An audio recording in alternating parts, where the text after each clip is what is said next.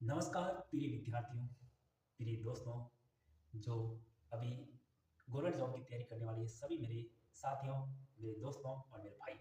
आज मैं पहली बार यूट्यूब पे एक वीडियो बनाया है, जिसमें आपको जगाने की कोशिश करूँगा कि आप इन एग्ज़ाम के प्रति कितने एक्टिव हो।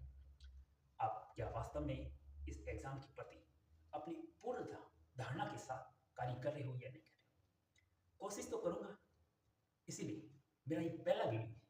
आप अंत तक देखना, तो जो मेरे जो अनुभव है ना, वो भी आपके सामने आएँगे। इस अनुभव के माध्यम से आप काफ़ी कुछ सीखोगे, क्योंकि मैंने भी तैयारी की है। ये जो समय आप अभी झेल रहे हो, ये मैं खुद झेल चुका हूँ और इसी समय को आपके सामने बता रहा हूँ। तो भाई, यदि आपको गवर्नमेंट जॉब हर हाल में से, यानी मुझे तो गवर्नमेंट जॉब हर हाल में मिले, तो अंत तक देखना और जो मैं बताऊँ और आपको बढ़िया लगे, तो उसको अप्लाई कर देना।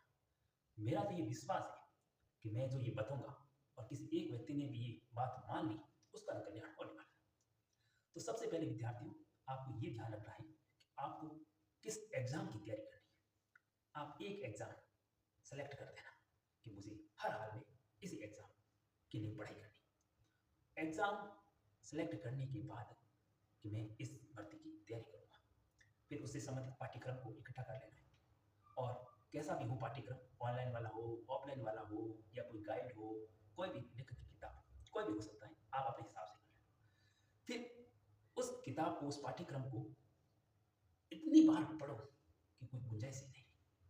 तो मेरा तो मानना है कि सबसे पहले आप पाठ्यक्रम को पार्ट वाइज पढ़ते रहे, कि कई बार पढ़ते पढ़ते पढ़ते पढ़ते एक बार उसको पूर्ण कर लें।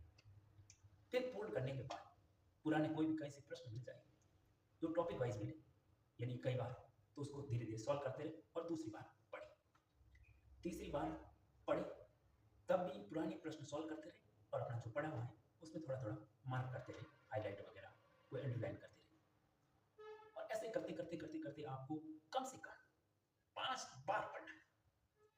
5 बार पढ़ने के बाद मैं पूर्ण दावे के साथ कहता हूँ, आपका कॉम्पिटिशन लेवल, जो आपका मोटिवेशन अंदर से झलकेगा और अंदर से ऐसे ऐसे प्रश्न आएंगे जो अभी आ रहे हैं वो सब दब जाएंगे और एक ऐसा प्रश्न चलेगा, अब की बार मेरा सिलेक्शन होगा तो मेरिट कौन सी आएगी, ऐसा प्रश्न आएगा। लेकिन ध्यान रखना, ओवर कॉन्फिडेंट नहीं हो, क्या पता सिलेक्शन ना हो। 5 बार पढ़ने के बाद फिर आपको हर बार एक बार रिवीजन करना है और अभ्यास करना है, भरपूर अभ्यास, पूरे सिलेबस वाला, जिसको आप कह सकते हो मॉडल पेपर हो गया, किसी की टेस्ट सीरीज ले रखी है उसको सॉल्व करना है, यानी सिलेबस को पूरा रिवाइज करते हुए अभ्यास करना है। और इतनी बार अभ्यास करें कि जब तक एग्जाम हो तब तक ये क्रम हमेशा के लिए।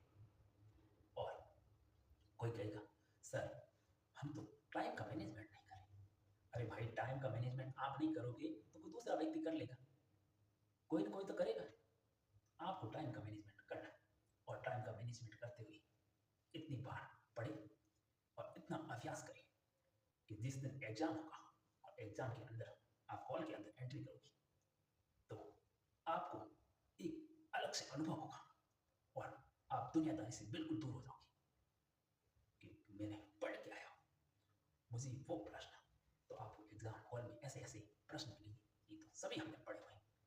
ध्यान रखना, सभी प्रश्न पढ़े हुए हैं। इतना धैर्य रखना है कि एग्जाम हॉल में, परीक्षा भवन में आपकी सतर्कता, आप सावधान रह गए तो आपका सिलेक्शन कोई रोक नहीं सकता। मैं पूरी दावे के साथ कहता हूँ, क्योंकि मैं आपके सामने प्रत्यक्ष हूँ। यदि आपने इतनी बार पढ़ के अभ्यास देखी एग्जाम में अपना धैर्य रख लिया, तो आपको कोई रोक नहीं सकता। और यदि आपने कहा कि नहीं नहीं, एग्जाम में हवा में बातें करने लगे, तो फिर इतनी सी गलती आपको भारी नुकसान दे सकती है। इसलिए एग्जाम की तैयारी एक दिन में नहीं होती कि मैं एक दिन में तैयारी करूंगा और सफल हो जाऊंगा। अरे भाई, एक दिन सफल जरूर होंगे, लेकिन उसके लिए लगातार दिन रात पढ़ना होगा। आप धीरे धीरे ऐसे पढ़ोगे तो एक दिन ऐसा आएगा कि आप लोगों को कहोगे कि मैं कैसे सफल हुआ, मैं कितनी बार पढ़ा मुझे खुद को भी नहीं पता। लेकिन एक दिन जरूर आएगा। कब आएगा?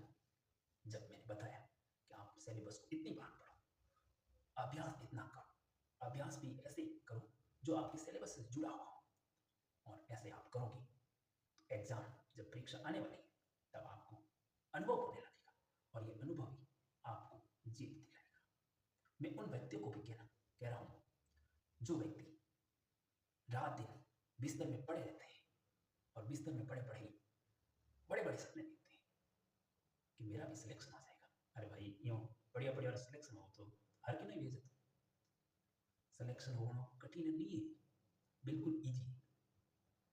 लेकिन आपको धैर्य के साथ पढ़ोगे तो आराम से कोई रोक नहीं सकता। मैं मेरे अनुभव बता रहा हूँ, इस अनुभव के माध्यम से ये आपके सामने पहली बार आया, और पहली बार यदि आपको लगे कि वास्तविकता ये है कि सर ने जो कहा वो आपको उचित लगा और सही बात है, ढंग की लग रही है, तो आप हमें और बताना कि सर इससे संबंधित आप मुझे ये प्रश्न है और इसका उत्तर